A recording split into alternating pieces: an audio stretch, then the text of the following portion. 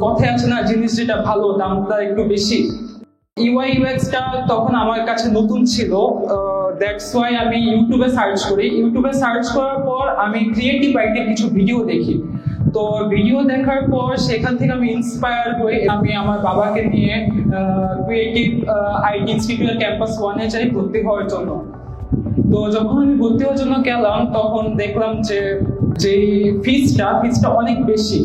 তো অনেক বেশি হওয়া সত্ত্বেও যে কথায় আছে না, জিনিস যেটা ভালো দামটা একটু বেশি।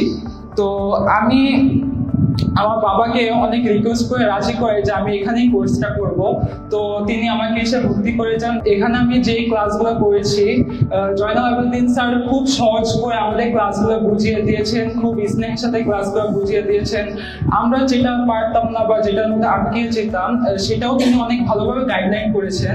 তো এই জন্য আমি জয়নাল আবেদিন স্যারকে থ্যাংক ইউ বলবো। আর আমার যে টিমমেট গুলো আছে ক্লাসে সবাই অনেক সাপোর্টিভ, আমাকে অনেক সাপোর্ট দিয়েছে। আমি যদি কিছু না পারতাম তাদের কাছে জিজ্ঞেস করলেও তারা আমাকে সেগুলো খুব সুন্দর করে বুঝিয়ে দিত।